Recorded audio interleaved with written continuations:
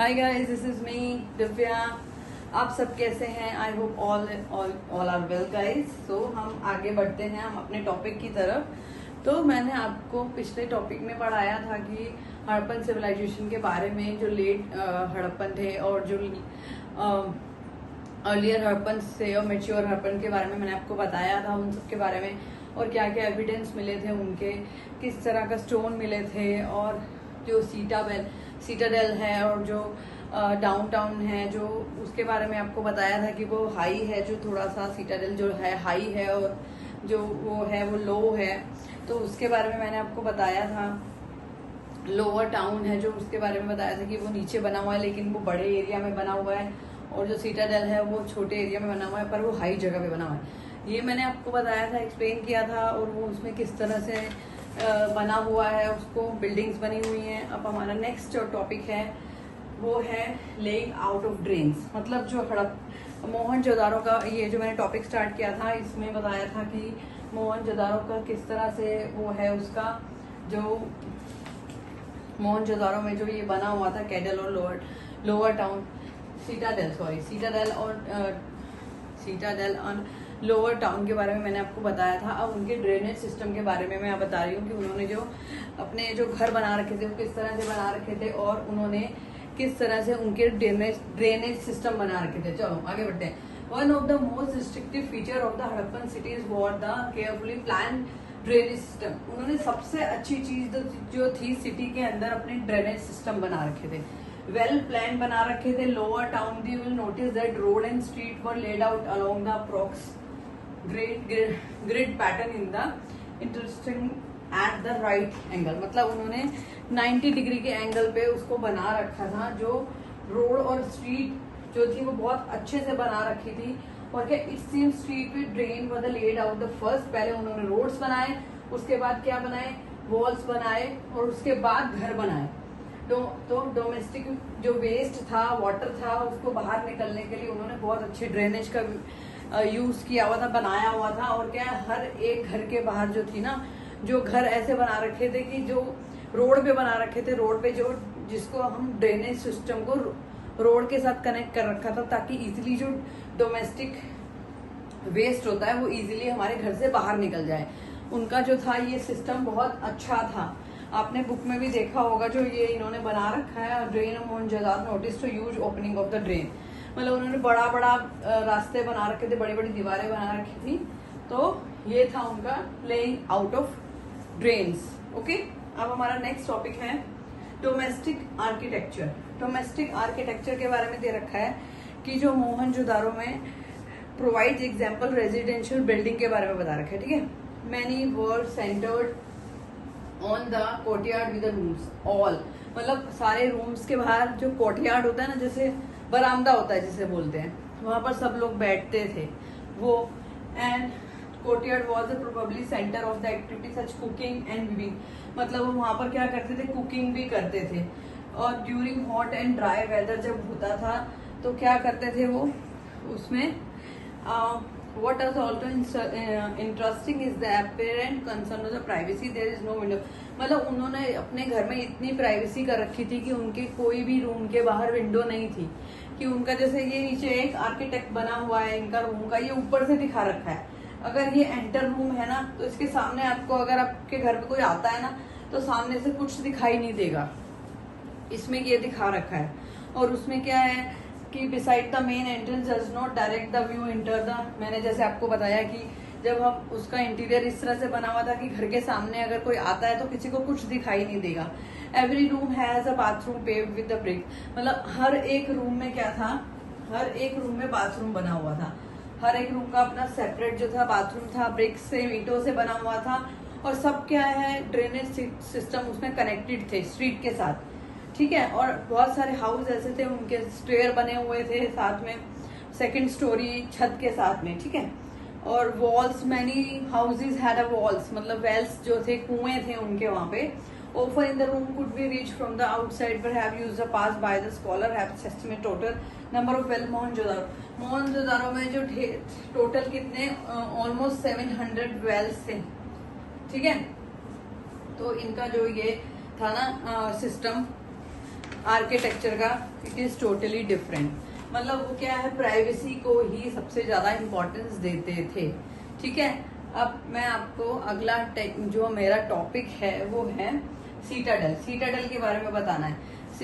Citadel के बारे में बताया था आपको थोड़ा बहुत कि भाई वो हाई उस पर बना हुआ है और क्या है, उसको मड के थ्रू जैसे हाई स्टेज बना होता है वैसे मैंने आपको बताया था कि उसमें, और उसके बीच में क्या क्या दे रखा है मैं आपको बताती हूँ। ओके, तो गाइस हमारा टॉपिक है द सीटाडेल। सीटाडेल के बारे में मैं आपको बता रही थी कि जो इसका क्या है, find evidence of structure that were probably used for a special public purpose. ये क्या था, special use for a public purpose के लिए ये होता था। This include the warehouse upper portion probably of the wood. मतलब जो इसका वेयर हाउस, उसमें इंक्लूड एक वेयर हाउस, मतलब गोदाम बोलते हैं वैसे तो वेयर हाउस को, यहाँ पर जो था उसके बारे में बताया। वेयर हाउस था, अपर पोर्शन जो उसका था लकड़ी का बना हुआ था, जो क्या है डिके लॉन्ग टाइम अगो, जो decay long time ago decay हो गया था, खराब हो गया था। जो वुड का बना हुआ था वो खराब हो गया था। ठीक है, तो इसमें है स्ट्रक्चर एविडेंस जो इसका है, जो इसका वो है वेयर हाउस, वो क्या था, जो लोअर हाउस जो था, अपर हाउस जो था वो लकड़ी का बना हुआ था, और जो अपर हाउस जो था वो लकड़ी का बना हुआ था, और जो लोअर था वो ब्रिक्स से बना हुआ था। लोअर हाउस जो था इसका वो ब्रिक से बना हुआ था, तो ईंटों का था तो इसलिए रह गया, और जो अपर पोर्शन था वो वुड का बना हुआ था, तो लॉन्ग टाइम अगो वो डिके हो गया। इसके बाद है हमारा ग्रेट बाथ। ग्रेट बाथ के बारे में जो बताया, ग्रेट बाथ एक जगह है जो पत्थर की बनी हुई है, अंदर बाथ बड़ा सा टब जैसा होता है, उसके चारों तरफ स्टेयर, इधर स्टेयर उधर स्टेयर, रूम्स बने हुए हैं, ऐसा एक बहुत ऐसा रेक्टेंगल शेप का। The great bath was large rectangle tank in the courtyard surrounding by the corridor in all four sides. इधर भी और इधर भी, इधर रूम बने हुए हैं ऐसे। आप उसमें देखिए, मैं आपको गूगल में सर्च करके कि ग्रेट बाथ कैसा, because I don't have a smart board, so you can see with your self. तो ग्रेट बाथ जो बना हुआ है वो एक लार्ज रेक्टेंगल टैंक है, कोर्टयार्ड के चारों तरफ कॉरिडोर है, उसके 4 साइड्स पे कॉरिडोर्स बने हुए हैं और रूम्स भी बने हुए हैं। There were 2 flights of the step on the near north and south leading into tank. South और नॉर्थ में इसके टैंक, जैसे ये टैंक बना बीच में, और देयर वर रूम्स 3 साइड, तीनों साइड पे इसके क्या रूम्स बने हुए हैं, और क्या है, एक बड़ा कुआं भी है वहां पे, और क्या स्मॉलर बिल्डिंग विद 8 बाथरूम। एक स्मॉल बिल्डिंग है जिसमें 8 बाथरूम भी है, 4 ईच साइड ऑफ, और चारों की तरफ एक एक कॉरिडोर है। बाथरूम कनेक्टेड टू ड्रेन, जो बाथरूम है उनकी जो है वो कनेक्टेड, उनके ड्रेन के साथ कनेक्टेड है। The rain along this corridor special ritual bath, जो क्या है इसमें क्या है, कॉरिडोर बने हुए हैं, और क्या है जो स्पेशलिस्ट हैं जो वो बोलते हैं, जो कि स्कॉलर्स बोलते हैं कि ये जो मेन जो ग्रेट बाथ है ना, वो क्या है स्पेशली कोई रिचुअल्स होता था उनका, उसके लिए तब ये यूज होता है। एवरी डे तो पॉसिबल नहीं है कि एवरी डे इतना बड़ा बात है जो ग्रेट बात उसको यूज किया जाए, तो स्पेशली रिचुअल्स होता था उसके लिए यूज किया जाता था। ठीक है, अब हमारा है बरियल। बरियल्स में मतलब आपने बरियल के बारे में आपने एक चैप्टर था अपना तट द डिस्कवरी, या डिस्कवर द तट, जिसमें वो बताया हुआ था कि बरियल के बाद में तट को किस तरह से रखा गया था। और 11th में शायद 11th का चैप्टर है वो इंग्लिश का, तो उसमें ये 12th का पढ़ा रही हूँ, तो डेफिनेटली आप लोगों ने पढ़ा होगा कि डिस्कवर द तट, उनको किस तरह से उसको बरी किया जाता है, उनको दफनाया जाता है इतनी ज्वेलरी के साथ, बिकॉज वो बहुत बड़े राजा थे जो जल्दी एज में मर गए थे, 17 ईयर्स में वो मर गए थे। तो उसमें जैसे बरियल्स बताते हैं, archaeologist generally use certain strategies to find out whether there are the economic different almost people living with the particular culture। जो आर्कियोलॉजिस्ट थे वो बोलते हैं कि जनरली जो ये है, जो ये क्या है, इसमें क्या डिफरेंस होता है इकोनॉमिक कि मतलब कोई गरीब अमीर का भी फर्क होता था क्या बरियल्स में, कि पहले भी जैसे बोलते हैं कि अभी जैसे हम लोग रहते हैं वो छोटा है वो बड़ा है करते हैं, तो मरने के बाद भी क्या ये डिफरेंस होता था लोगों के रहने में, इनके कल्चर में, तो वो पूछा गया है। तो हड़प्पन के मिड 98 में ये क्या है, इनको इसके बीच में बताया गया है कि जो ये पिरामिड, इजिप्ट में जो पिरामिड बना होता है कि उसके अंदर क्या है कि जो बड़े बड़े राजा महाराजा होते थे इजिप्ट के, उनको दफनाया जाता था और उनके साथ बहुत सारा ऑर्नामेंट्स और वो सब भी डाले जाते थे, और उनके लिए एक स्पेशल वॉल बनती थी जिसमें पता चलता था कि चारों तरफ उसकी वॉल बनी हुई है। तो ये स्पेशल कोई जो सोशल है, मतलब उनकी जो स्टेटस है, क्लास है, वो हाई क्लास के लोग हैं, तो वो सब दिया हुआ है इसके अंदर। तो क्या है इसके अंदर कि इंडिकेट करता है ये इनका social different. We are not sure in this time कि ये इस तरह से है, लेकिन जो इस तरह से बुक में मेंशन है, I am explaining in front of you. तो क्या है, सम ग्रेव कंसेंट पोएट्री, सब जो ग्रेव्स होती थी उनके अंदर बर्तन भी होते थे, कुछ के अंदर ऑर्नामेंट्स होते थे, और क्या था कि जो ये कहते थे कि ये इसलिए डालते हैं इसके अंदर कि बोलते थे कि ये जो ज्वेलरी वगैरह है सब मरने के बाद अगला जन्म जब होगा तो हमको साथ में जाएगी। तो maybe I don't trust this thing कि ऐसा होता है। चलिए, तो क्या है, jewellery has been found the, क्योंकि बोथ मेल बोथ सेक्स की, मतलब जो मेल और फीमेल दोनों की जो है वो ज्वेलरी ऑर्नामेंट्स मिले हैं उसके अंदर की। जो मेल मरते थे उनके साथ भी ज्वेलरी डलती थी, और जो फीमेल्स मरती थी उनके साथ भी ये सब होता था, ज्वेलरी डालते थे। और उसमें क्या है, बहुत सारे जो इनकी सेमेट्री होती थी, उसमें भी क्या cemetery in Harappan in 1980 ornaments consist 3 shell ring and 3 shell ring, मतलब मोती तो आपको मालूम ही है ना कि शेल मोती भी और शेल भी। शेल आपको पता है, आपने देखे होंगे शेल जो सी से मिलते हैं, तो वो शेल की रिंग थी। और एक जो स्पेशल एक स्टोन था जेस्पर एक स्टोन था जो बहुत एक काइंड ऑफ स्पेशल स्टोन होता है, बहुत प्रेशियस होता है, आप उसकी फोटो देख सकते हैं। और माइक्रोबीट्स, स्कल ऑफ मेल, और जो स्कल ऑफ खोपड़ी होती है ना मेल्स की, उसमें क्या मिला है, माइक्रोबीट्स, मतलब मोती मिले हैं। तो मोती और माइक्रोबीट्स, दोनों माइक्रोबीट्स मतलब बीच। हमारा नेक्स्ट टॉपिक है लुकिंग फॉर द लग्जरीज। हम लग्जरीज की तरफ देखते हैं। इसमें क्या है कि 2 टाइप हैं, यूटिलिटेरियन है और लग्जरीज है। मतलब यूटिलिटेरियन मीन्स क्या होता है, एक जो बेसिक हमारी चीजें होती है, रोज की निडल्स, बर्तन, पोट्रीज, ये सब जो। तो और लग्जरी तो जो हमको कभी कभी मिलती है, मतलब नॉन लोकल जो होता है मटेरियल, उसको बोलते हैं लग्जरी। तो इसमें क्या, जो आर्कियोलॉजिस्ट है ना, उन्होंने सोशल डिफरेंस के बारे में स्टडी की है, और उनके जो एविडेंस हैं, आर्टिफैक्ट्स हैं, वो बताया है। तो category included object of daily use made by very easily out of the ordinary material like clay और सोन। इसमें क्या है, जो कैटेगरी इंक्लूड है ऑब्जेक्ट्स की जो मिले हैं, उसमें एविडेंस मिले हैं, इनके आर्टिफैक्ट्स हैं जो इजीली हमें ऑर्डिनरी मटेरियल मिल जाता है, क्ले और स्टोन है जो।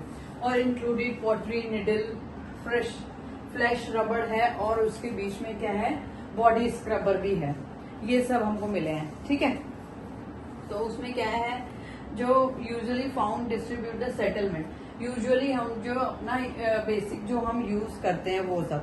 और उसमें क्या है कि, और जो लग्जरी में क्या है, नॉन लोकल कॉस्टली मटेरियल जो है with complicate technology, little coat of the faience, मतलब material made about the sand और सिलिका मिक्स और कलर करके जो मिलता है।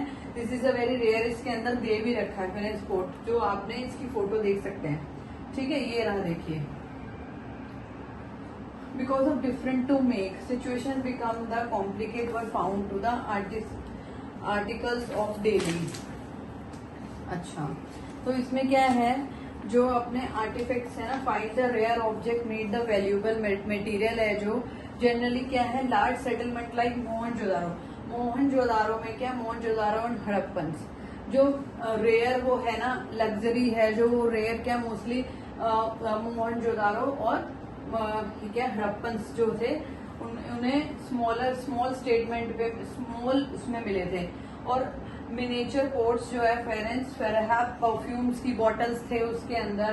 दे are none of small settlement like the Kalibangan. Kalibangan में जो था ना वो थोड़ा उसमें मिला था, ठीक है। और उसमें क्या है, गोल्ड भी रेयर था। आपने कालीबंगन और ये सब मैंने आपको बोला था कि मैप में आप नाम देख लीजिए, मैप में हम नाम देख लेंगे तो आपको पता चल जाएगा कि इनके बारे में हमको आगे पढ़ना है। तो आप प्लीज अगर आपने मैप नहीं चेक किया है तो फर्स्ट पेज पे या सेकंड पेज पे जो मैप था वहां पर उसको जाकर, सेकंड पेज पे था, वहां पर आप जाकर मैप में जो है ये सब कालीबंगन और ये सब नाम जो है ना आप उनको देख लीजिए ताकि आपको पढ़ने में इजी रहे। और गोल्ड जो था वो रेयर था, रेयर उसमें था। और probably precious all the gold jewellery found the Harappan site were discover. Harappan जो थी ना, हड़प्पन साइट्स थी, वहां पर गोल्ड ज्वेलरी मिली थी। लेकिन जो ये कालीबंगन और वहां पर ये जो सब मटेरियल्स मिले थे वो लेस स्मॉल क्वांटिटी में मिले थे और जो गोल्ड था वो बहुत लेस था, ठीक है। तो ये हो गया हमारा लग्जरी का, जो मैंने बताया है कि 2 पार्ट थे, यूटिलिटेरियन और लग्जरी। ये 2 नाम आपको याद रखने हैं, जिसमें यूटिलिटेरियन में क्या आएगा, बेसिक नीड्स की चीजें, और लग्जरी में जो ब्रांडेड होती है, जो बहुत रेयर देखने को मिलती है, ठीक है। तो हमारा 5th टॉपिक है finding out about the craft production. Okay, तो ये फिर मैप 1 में आप जाके देखिए पहले इसको, फिर मैं आपको आगे एक्सप्लेन करती हूँ।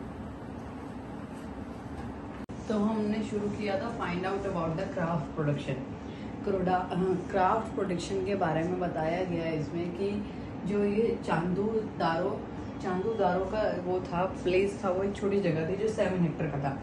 और जो मोहनजोदारो का था 125 हेक्टर, मतलब वो बड़ी जगह वो छोटी जगह, ठीक है। तो इसमें क्या है, exclusive devoted to craft production के बारे में बताया, इंक्लूडेड बीड। इनमें क्या क्या प्रोडक्शन होता था, बीड मेकिंग, शेल्ट कटिंग और material making, seal making, weight making करते थे। ओके, इसमें ये सब जो है प्रोडक्शन होता था। और वैरायटी ऑफ जो था ना material, variety of material use to make a beads is the remarkable. मतलब जो बीड्स के लिए जो क्या है वैरायटी ऑफ मटेरियल यूज किया गया है इसमें, क्या है, stone like the carnelian, beautiful red colour का होता है, जेस्पर, क्रिस्टल, शेल, फियांस, मैंने आपको फियांस पढ़ाया था पीछे, फियांस स्टोन है एक जो, और टेराकोटा और बर्न्ड क्ले। मतलब टेराकोटा बुल दिखाया था, वो जो टेराकोटा बुल बना हुआ था उससे, जिसको बर्न करके उसको शेप दी जाती है। और क्या है, सम स्टोन विद गोल्ड कैप्स, मतलब कई स्टोन थे उसके ऊपर गोल्ड की कैप भी चढ़ी हुई थी, कवर विद द गोल्ड, जो भी आप कह सकते हैं। Different shape for their this shape, उनमें जो शेप थे ना वो भी सिलेंड्रिकल शेप और क्या था, स्पाइरिकल, बैरल शेप, ये सब थे। Technique for making beads different according to material. Steatite के बारे में मैंने आपको बताया था पीछे, the soft stone were the easily work. जो ये क्या है सॉरी, जो क्या है कि जो ये सब स्टोन थे ना, जो वो डिफरेंट टाइप के स्टोन यूज किए गए हैं इसमें, उनकी शेप्स अलग अलग हैं, ये सब यूज किया गया है। और क्या है इसमें, ये पहले early work was a soft stone, जो है पहले जल्दी वर्क करते हैं, तो इसमें इसके बारे में बता रखा है। और क्या, archaeologist experience has revealed that the colour was, ये मैंने आपको बता दिया है अभी। इसमें येलोइश कलर और क्या मटेरियल, रॉ मटेरियल होता है, beads of variety stage of production. Okay, और उसमें क्या है कि जैसे क्या है, ड्रिल फाउंड एंड द चांदारो और लोथाल और ढोलावीरा, इन जैसे ये नाम जो है ना, स्पेशलिस्ट ड्रिल हैव फाउंड, जो ड्रिल मिली है ना वो स्पेशली इन जगह पर मिली है। ओके, और if you located Nageshwar and Balakot में देखा होगा आपने, वो सेटलमेंट हुए थे, were the specialist centre making the shell object मिले, included bangles, ladies and inlay which were taken the settlement similarly like the finished production. And the Chanhudaro Lothal was take a large urban centre of Mohenjodaro Harappan. ये जो नाम main दिए हुए हैं ना, इनमें क्या है, जो मेन है ना यहाँ पर ये चीजें ज्यादा मिली हैं। कहाँ पर, चहनदारो, लोथल और ढोलावीरा, इसमें Mohenjodaro, Harappan also this. Okay, तो इसमें क्या है, जो क्या है, puzzle remain the puzzle of archaeologist study ancient technology.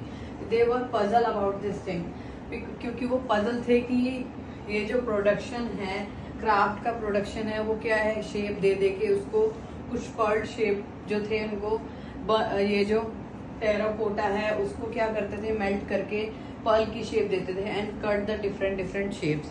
Cut the different shape मैंने आपको बताया, सिलेंड्रिकल, स्पाइरल, बैरल शेप्स, ये सब जो थे ना उनके क्राफ्ट में जो बीड्स बनाते थे उसमें स्पेशल ये होता था। और क्या है, बहुत सारी चीजें, seal making, weight making, shell cutting और मेटल मेकिंग, ये सब होता था। ठीक है, और क्या है इसके अंदर, वेरियस स्टेजेस ऑफ प्रोडक्शन। और क्या है इसके अंदर, नागेश्वर और बालाकोट में क्या है, will notice both settle near the coast, they are the specialist centre is making the shell object. तो ये जो है आपका टॉपिक जो है, इसमें जो क्राफ्ट प्रोडक्शन के बारे में बताया गया है वो है। ओके, तो ये आपका टॉपिक कंप्लीट होता है। अब हमारा 5th टॉपिक शुरू होता है, आइडेंटिफाई सेंटर ऑफ प्रोडक्शन। तो ये बहुत बड़ा नहीं है और हमारे क्या है 11 टॉपिक तक हैं। ये chapter it is long but I can explain little bit detailing. जो मेन पॉइंट्स है मैं आपको शेयर कर रही हूँ, उनके मैं बीच बीच में से आपको बता रही हूँ। पूरा चैप्टर में जो इम्पोर्टेंट पॉइंट है वही आपको शेयर कर रही हूँ। ठीक है, चलो नेक्स्ट टॉपिक की तरफ चलते हैं। तो हमारा नेक्स्ट टॉपिक है, नेक्स्ट जो है identify centres of production. Identify centres of production, उन्होंने कौन से सेंटर जो मिले थे जो प्रोडक्शन जिसमें इन्होंने क्राफ्ट का काम किया था। जैसे craft produce, archaeologist usually look after the following raw material such as stone and the nodules। मतलब उन्होंने जो आर्कियोलॉजिस्ट हैं वो बताते हैं कि उन्हें रॉ मटेरियल मिला, स्टोन मिले, सम जैसे सीड्स वो होते हैं, बीड्स के पार्ट्स मिले, वो सब मिले।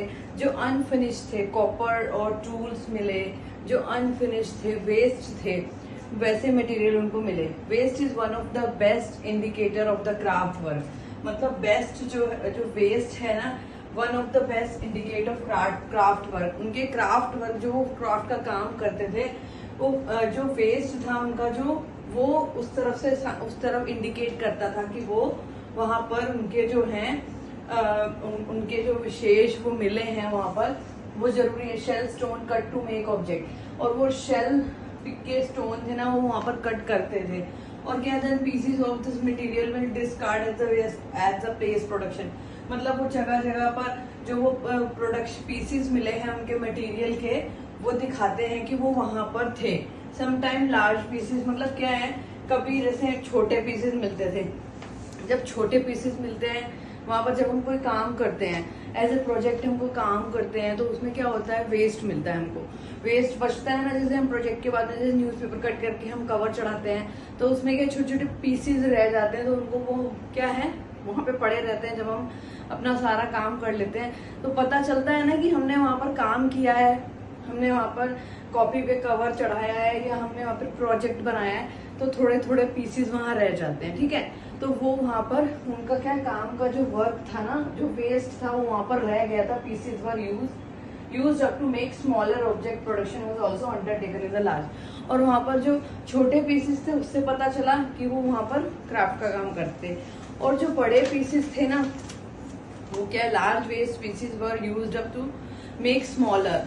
मतलब उन्होंने क्या करा, जो बड़े वाले पीसेस थे, जैसे हम आधा चार्ट पेपर कट करते हैं, आधा रख देते हैं, दैट्स इट। उसी तरह से ऐसे ये था कि आधा जो बड़ा पीस था उसको क्या है, हम कहते हैं ना बाद में यूज कर लेंगे, जैसे वो बाद में यूज करते थे। लेकिन जो छोटे पीसेस थे ना, part of the small pieces, वो क्या था, वो उनका स्पेशल सेंटर था वहां पर, जो जहां पर वो पाए गए थे, जहां पर वो मिले थे। और बड़ी बड़ी सिटीज जैसे मोहनजोदारो एंड हड़प्पन सभ्यता, हड़प्पा में भी ये जो है पार्टिकल्स और वो सब पाए गए हैं। ऐसा नहीं कि वो छोटी जगह पर ही ये काम करते थे, बड़े बड़े शहरों में भी ये पाए गए हैं। ठीक है, अब हमारा सेकंड टॉपिक है strategies for the procuring materials. तो इसमें क्या है कि जैसे उनका मटेरियल का जो क्राफ्ट प्रोडक्शन था वो वेरियस वे था उनका। ओके, जो Harappan produce material and craft production various वे, बहुत तरह से वो उसको कलेक्ट करते थे। कैसे कैसे, पहले सॉरी टॉपिक से बाहर चली गई। Strategies for the procuring material, मतलब वो कहाँ कहाँ से मटेरियल कलेक्ट करते थे, कैसे कैसे करते थे। वेरियस मटेरियल वो यूज करते थे क्राफ्ट प्रोडक्शन का, वेरियस, जो लोकल और नॉन लोकल भी था। जैसे क्ले तो उन्हें क्या है इजिली अपने गांव में मिल जाता था, लेकिन क्या है दूसरी चीजें जैसे टिम्बर, मेटल, ये सब क्या है उन्होंने बाहर से लाना पड़ता था। तो उससे पता चला है कि ये जो बुलक कार्ट को यूज करते थे, इसका मतलब उन्हें ट्रेवल भी करते थे। बुलक कार्ट का अगर जो मार्क्स मिले वहां पे मार्क जो है मिले हैं, निशान मिले हैं, उनकी जो स्ट्रक्चर मिला है उसका, तो इसका मतलब वो ट्रेवलिंग से भी कनेक्टेड थे, मतलब वो आते जाते थे बाहर। ओके, तो इसमें ये भी, और उन्होंने कौन से रूट, लैंड रूट यूज किया, रिवर रूट यूज किया, मतलब पानी के थ्रू भी वो आते जाते थे और लैंड के थ्रू भी वो आते जाते थे। तो प्रोबेबली इनको क्या है कोस्टल रोड उन्होंने कोस्टल रूट को प्रोबेबली यूज किया है। ठीक है, ये हमारा सेकेंड टॉपिक की उन्होंने कैसे कैसे मटेरियल कहाँ से कलेक्ट करते थे। ठीक है, अब हमारा नेक्स्ट टॉपिक है materials from the sub continents and beyond. मतलब वो अपने एक पर्टिकुलर प्लेस को छोड़ के उन्होंने क्या किया, बाहर सब कॉन्टिनेंट मतलब बाहर के देशों से भी सामान को कलेक्ट किया। ठीक है, जैसे मैं आपको बताती हूँ, तो मैंने आपको बताया था कि जो ये अपना नेक्स्ट टॉपिक है 6.1 टॉपिक है हमारा, मैंने आपको बताया था material for the sub continent and the beyond, कि भाई वो दूर दूर जाकर भी ये सब लाते थे। तो क्या है, नागेश्वर एंड बालाकोट भी सेल वाज अवेलेबल, मतलब नागेश्वर और बालाकोट जो था वहाँ से वो शेल मतलब लाते थे। और ये वेरियस टाइप का प्रोडक्शन करते थे, various way of production the material for craft के लिए बहुत सारा प्रोडक्शन यूज करते थे, जो बहुत जैसे Nageshwar and the Balakot area जहाँ से वो शेल इकट्ठे करते थे, अवेलेबल थे वहां पर। और सच साइट ऑफ द कौन सी शॉर्टगी कहाँ है, अफगानिस्तान में। तो क्या है, लाप्सिस, ये बेस्ट सोर्स है ना, ये कौन सा है, लाप्सिस लाजुली, ये एक टाइप का स्टोन है ब्लू कलर का, बहुत एक्सपेंसिव स्टोन होता है, ये वैल्यूएबल होता है बहुत ज्यादा। ठीक है, Lothal near source of the carnelian, कहाँ है ये, भरूच में, गुजरात में है भरूच।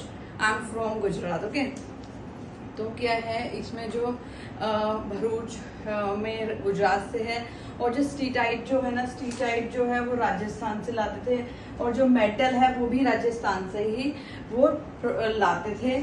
और क्या है उसके बाद और जो रॉ मटेरियल के लिए जो एक्सपीडिशन थे ना, एक्सपीडिशन मतलब ट्रेवलिंग करना इधर उधर जाने, और कौन से एरिया थे वो, खेतरी रीजन राजस्थान कॉपर से लाते थे, साउथ इंडिया से वो क्या गोल्ड लाते थे। और क्या है इसमें वो क्या है कम्युनिकेट, एक दूसरे से इंटरेक्शन करते थे, बातचीत करते थे, क्योंकि बातचीत करने से ही पता चलेगा ना उनको कि एक दूसरे से कि हमको कहाँ से क्या लेना है, क्योंकि सब एक दूसरे से बात करते थे। अब वो बात किसी तरह से करते थे, कुछ क्या करते थे, कुछ ड्राइंग बना के एक दूसरे को समझाते थे, कुछ बोल के समझाते थे, क्योंकि लिटरेट भी थे वहाँ पे, लिटरेसी भी थी बहुत ज़्यादा। तो ये था कि उसमें जो खेतारी एरिया था ना, आर्कियोलॉजिस्ट कहते हैं कि उसको क्या बोलते थे, गणेश्वर जोधपुर कल्चर जो था ना उनका, वो वहाँ पर नॉन हड़प्पन जैसे पोटरी, वेल्स, कॉपर ऑब्जेक्ट्स भी होते possible, inhabited this region supply copper to the Harappans, मतलब हड़प्पन्स जो थे ना वो भी क्या करते थे, क्या कॉपर को इधर से उधर वो कराते थे, एक्सपोर्ट कराते थे। तो इसमें जो ये material from the sub continents beyond, मतलब इसमें बताया है बहुत सारी, मैप के अंदर आपको बताया था कि मैंने बहुत सारी कंट्रीज दे रखे हैं ये, और इसमें क्या है ये इधर उधर भेजते थे, जैसे नागेश्वर, बालाकोट, इसके अंदर बहुत सारा अफगानिस्तान मतलब आउट ऑफ कंट्री हो गया, राजस्थान हो गया, और अपना जोधपुर हो गया, अपना गुजरात हो गया, और ये सब जो है सिटीज जो अपने इसमें से ये लोग बाहर से भी अपना रॉ मटेरियल कलेक्ट करते थे। ठीक है, अब हमारा नेक्स्ट टॉपिक है, हमारा नेक्स्ट टॉपिक था contact with the distant line. मतलब कांटेक्ट और डिस्टेंट लैंड, मतलब डिफरेंस कितना था लैंड्स में, जो उसके बारे में बताया गया। जैसे इसमें क्या है, copper was bought from the Oman, Oman से जो है कॉपर खरीदा जाता था, खरीदा था। ओके रिसेंटली जो आर्कियोलॉजिस्ट थे वो बोलते हैं कि ओनाम से क्या है, ओमान से कॉपर खरीदा था। और एक टाइप का एलिमेंट था जो chemical analysis have the both of Omani copper Harappan artifact have the trace of nickel. Nickel means एक टाइप का एलिमेंट होता है जिसको वो उन्होंने क्या किया था, कॉपर के साथ में इसको ट्रेस किया था। Suggest a common origin, there is a trace as well distinctive type of vessels, अ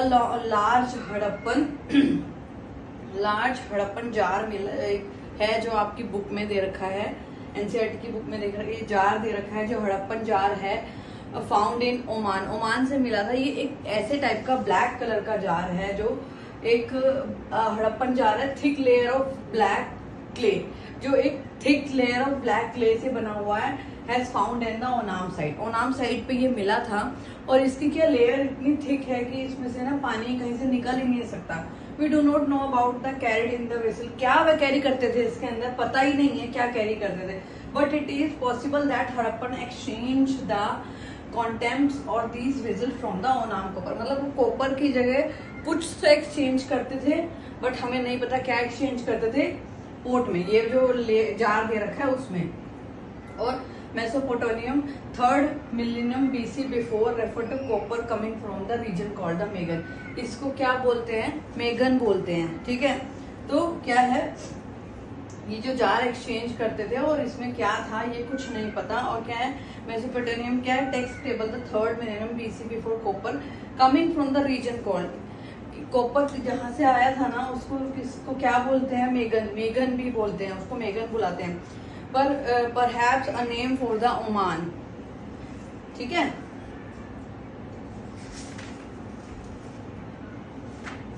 आगे है जो मेसोपोटामियम साइड है, ट्रेस द निकल, इसको जो मेसोपोटामियम की साइड है ना उसने निकल को क्या किया था, एलिमेंट जो मैंने आपको बताया था निकल एक एलिमेंट है, इसको ट्रेस किया था। ठीक है, और इसे long distance including Harappan seals weight dice beads, इस सब के लिए भी है। ठीक है, Mesopotamian text mention contain name the Dilmun, probably कहाँ से है, Bahrain, island of Bahrain, Magan was and Meluhha possibly Harappan region है ये।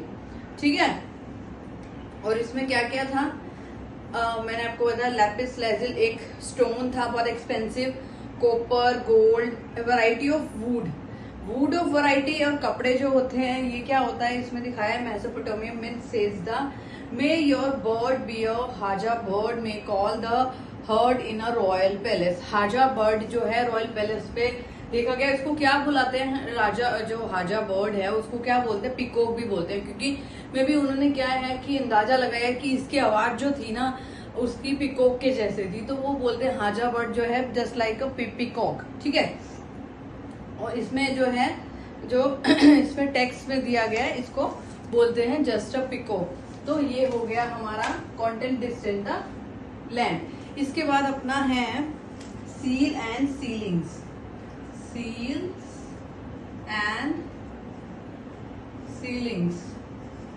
सील एंड सीलिंग्स में क्या है, सील एंड सीलिंग में क्या है कि seal and sealing were use to facilitate long distance communication, मतलब क्या है इसको हम क्या लॉन्ग डिस्टेंस कम्युनिकेशन के थ्रू सील्स और इसको यूज करते थे।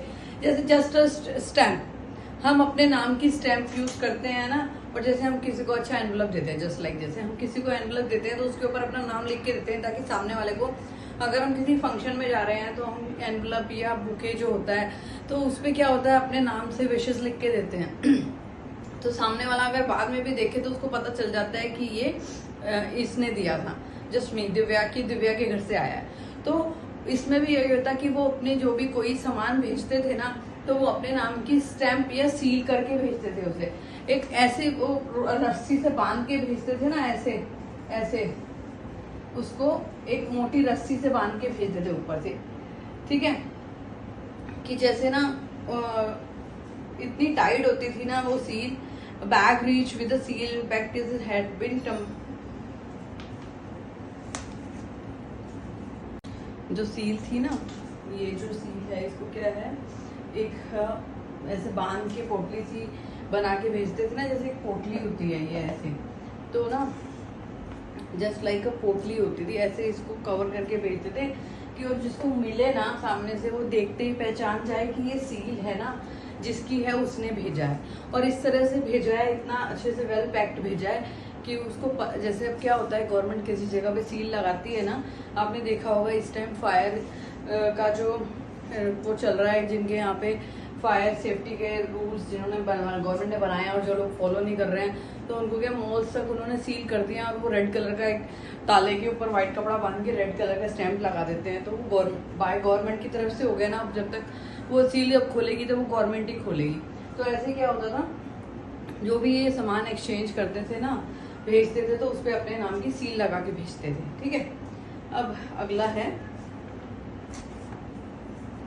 नेक्स्ट टॉपिक है हमारा एन एग्नीमेटिक स्क्रिप्ट। एक एग्नीमेटिक स्क्रिप्ट का मतलब क्या होता है कि उनकी राइटिंग के बारे में बताया गया, उनकी राइटिंग में कि वो किस तरह से लिखते थे।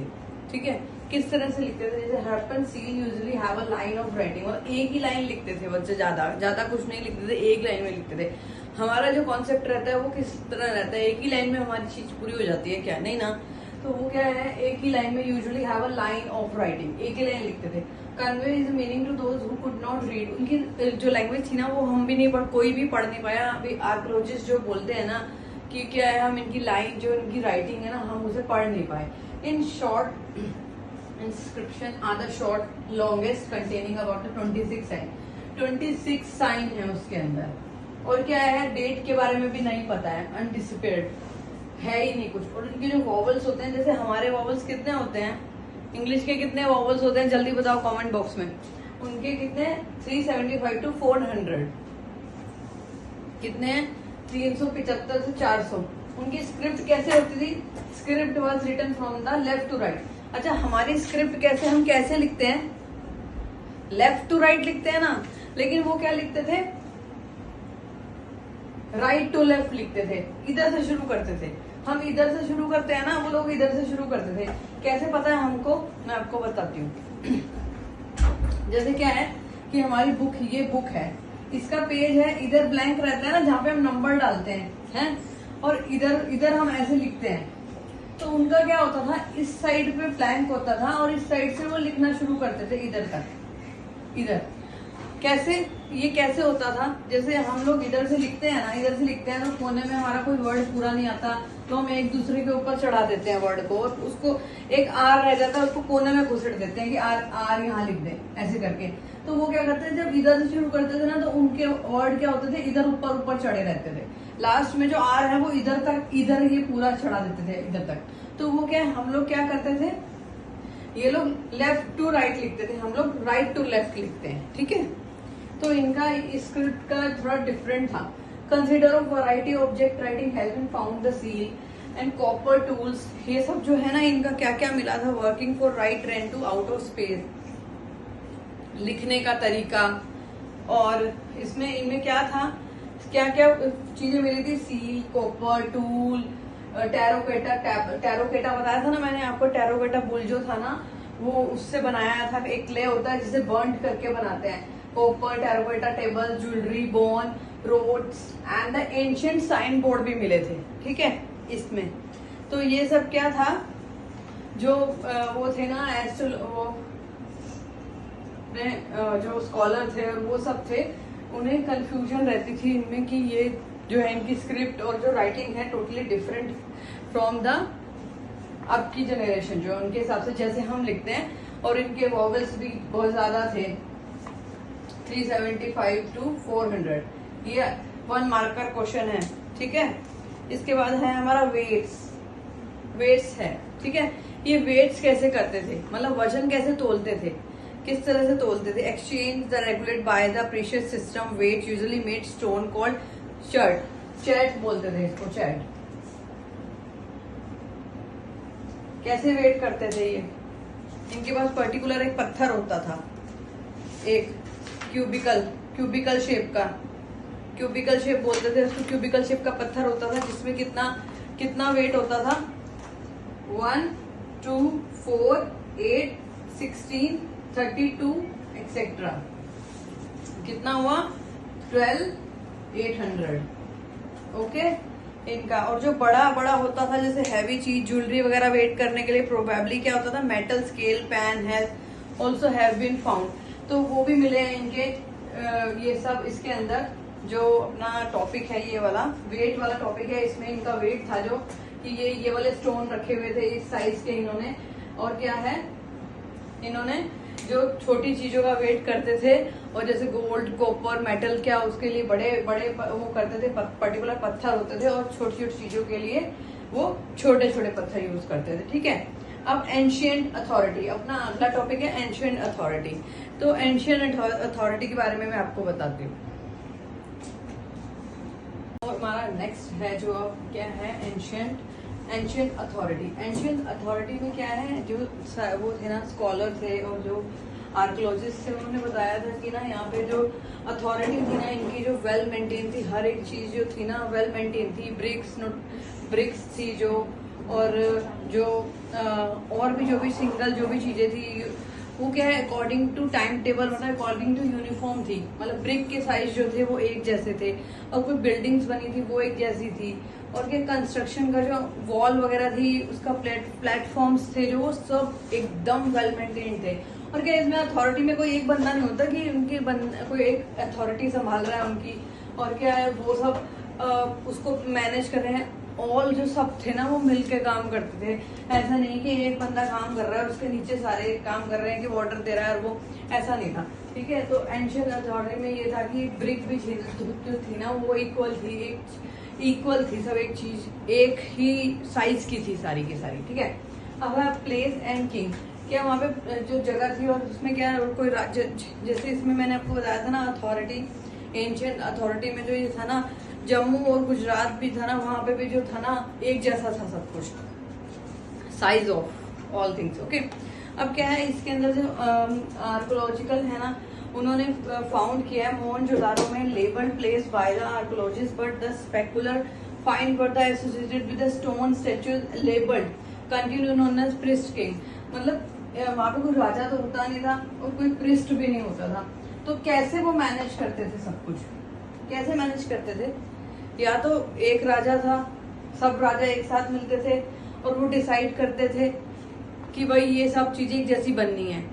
नहीं, अगर नहीं थी तो फिर वो एक राजा के अंडर थी, एक बंदे के अंदर थी कि भाई यहाँ का जो जम्मू कश्मीर कोई भी राजस्थान गुजरात सब जगह का जो ये सब मैनेज करना है ना, कंस्ट्रक्शन मैनेज करना है, तो वो सब वो एक राजा करता था। स्कॉलर्स कहते हैं कि उनको जस्ट आइडिया है, वो आइडिया लगाते हैं इस सब चीज का कि ये सब जो है ना understand not the there means knowledge whether the perform the help political power. क्या वहां पे पॉलिटिकल पावर थी तब? क्या कोई आपको पता होगा ये कितनी पुरानी बात कर रहे हैं हम, हाँ? अब Harappan society had no ruler, कोई रूलर नहीं था। एवरीबडी एंजॉय इक्वल स्टेटस, सब जो था ना इक्वल स्टेटस को एंजॉय करते थे, कोई वहां पर छोटा बड़ा नहीं था।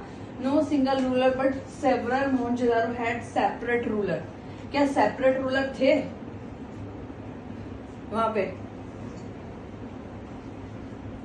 Harappan other no fourth Yet the argues that for a single state, कोई आर्ग्यू करता था सिंगल स्टेट के लिए, ऐसा कुछ था। Evidence plan the statement. तो ब्रिक्स के साइज थे, ब्रिक जो साइज थी वो इक्वल थी हर जगह पर।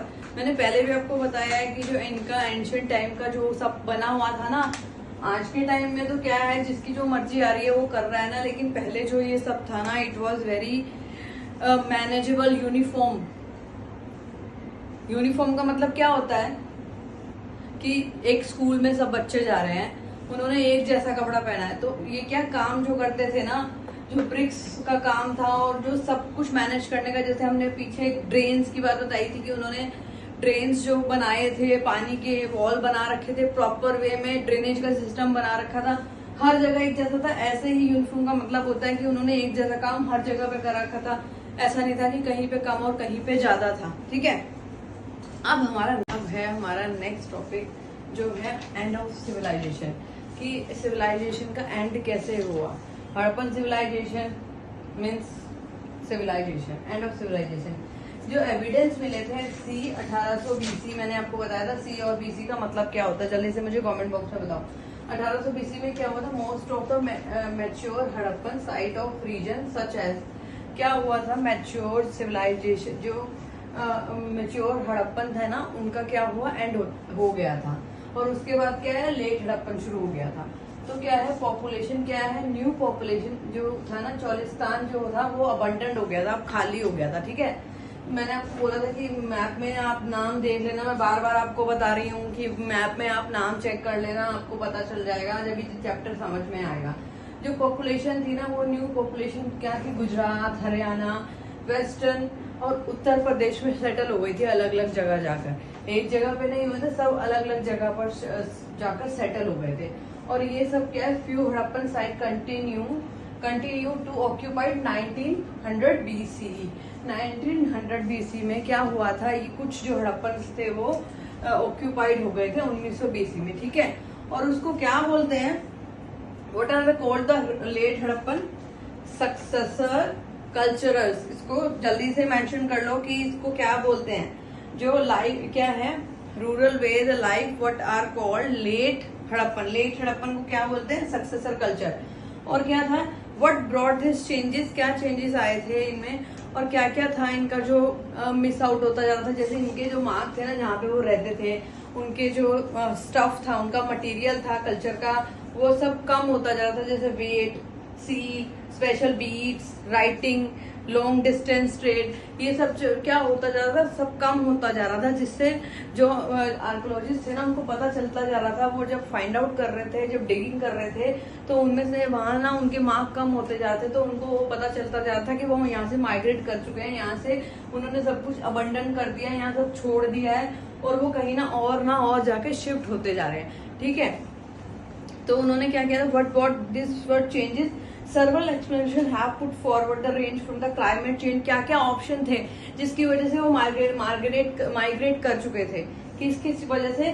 जैसे क्या था, कई जगह पे climate change, deforestation, flood shifting, dying of the rivers and overuse of the landscape. Some of this cases hold the certain settlement. उन्होंने जस्ट फॉर वो अपना अंदाजा लगा रहे थे, जस्ट वो सोच रहे थे मे बी कि उन्होंने किस तरह से यहाँ से शिफ्टिंग की होगी, किस तरह से माइग्रेशन किया होगा, कि वहाँ पे फ्लड आया होगा, मे बी डिफोरेस्टेशन हो गया होगा वहाँ पे, कि उनको खाने पीने के लिए कम चीजें मिल रही होंगी। एनिमल्स जब डिफोरेस्टेशन हो जाएगा तो क्या होगा, वहाँ पे उनको जानवर नहीं मिलेंगे, क्या होगा, वो सब जो भी वहाँ पे उनको क्या है, वहां से उनको मार्क मिलते जाते थे। जैसे जैसे वो लोग जो स्कॉलर्स थे, जो आर्कोलॉजिस्ट थे, वो जैसे जैसे वहां पर उनकी चेकिंग और वो जो डिगिंग करते जा रहे थे, सर्च करते जा रहे थे, उनके आर्टिफैक्ट जो भी मिलते जा रहे थे वो कम होते जाते। उस वजह से वो लोग जगह जगह क्या है, जगह छोड़ के एक जगह से दूसरी जगह शिफ्ट होते जा रहे थे।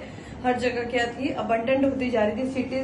सिटीज में क्या होता जा रहा था, सिटीज में भीड़ होती जा रही थी, और जो जंगल थे और जो ऐसी जगह थी जहाँ पे वो लोग नहीं मिलते थे, वहां पे क्या है, भीड़ होती जा रही थी। तो कम्प्लीटली डिफरेंट रीजन, ये क्या हो गया, एक बिल्कुल अलग चीज होती जा रही थी। उसके बाद क्या हुआ, जब सब शहरों की तरफ चले गए तो क्या हुआ, शहरों में भीड़ होने लगी, यही हुआ ना। तो क्या हुआ, यहाँ पे क्या हो गया, एंड ऑफ द सिविलाइजेशन कब हुआ था, मैच्योर सिविलाइजेशन, मैच्योर हड़प्पन का एंड कब हुआ था, सी 800 BC में। और कब वो ऑक्यूपाइड हो गया था, फ्यू हड़प्पन कब ऑक्यूपाइड किए थे, 1900 BC में। और इसके बाद क्या शुरू हुआ था, मैच्योर हड़प्पन के बाद लेट हड़प्पन शुरू हुआ था। ठीक है, और कुछ भी पूछना हो तो मुझे कमेंट बॉक्स में बताना। ठीक है, अब हमारा नेक्स्ट टॉपिक है discovering the Harappan civilization. Discover कैसे हुआ था हड़प्पन सिविलाइजेशन का, पीछे मैं आपको सब कुछ बता चुकी हूँ कि उन्होंने क्या क्या किया था, उनकी ड्रेनेज की व्यवस्था कैसी थी, वो लोग क्या करते थे, किस तरह से रहते थे, कैसे रूल करते थे, वो सब मैं आपको बता चुकी हूँ। और उसके बाद हमारा नेक्स्ट टॉपिक शुरू होता है discovering the Harappan civilization. Discovery of Harappan civilization हमारा नेक्स्ट टॉपिक है। इसके बारे में मैं आपको बताती हूँ। जो आर्कियोलॉजिस्ट थे ना, ये कहते हैं कि अच्छा आप लोगों ने क्या है सब कुछ पढ़ लिया, हड़प्पन सिविलाइजेशन खत्म कैसे हुई वो पहले पढ़ लिया, और अब डिस्कवरी कैसे हुई वो अब पढ़ेंगे हम, ठीक है। तो इसके आर्कियोलॉजिस्ट कहते हैं कि इनके एविडेंस मिले थे, इनके ऐसे जो बीट्स और वो सब मिले थे, तो उनके बारे में, इनकी ये सिविलाइजेशन जो है इनकी हिस्ट्री हम पढ़ चुके हैं।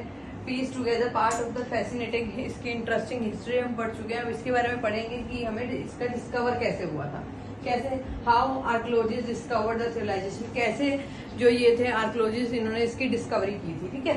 हड़प्पन क्या है, हड़प्पन की सिटीज जो है वो खत्म हो रही थी, तो क्या हुआ उसके बाद क्या हुआ, लोग जो धीरे धीरे क्या हुआ धीरे धीरे लोगों को क्या है भूलने लगे, लोग सब कुछ भूलने लगे, सिटीज को भूलने लगे। तो क्या हुआ उसके बाद आदमी और औरत जो थे वो साथ में रहने लगे, और उनके उसके बाद क्या हुआ धीरे धीरे उनका सब कुछ जो मटेरियल मिलने लगा, कहीं पे बीड्स, कहीं पे कुछ जो भी उनका जो स्टफ था जो रह जाता था वो मिलने लगा। तो धीरे धीरे क्या हुआ, आर्कियोलॉजिस्ट समझने लगे कि यहाँ पर ये जो है हड़प्पन सिविलाइजेशन जो है वो यहाँ पर थी कहीं पे। तो उसके बारे में इसकी जो आर्कियोलॉजिस्ट थे उन्होंने डिस्कवरी की थी, ठीक है। इसमें इतना ही है। आगे हम जो ये टॉपिक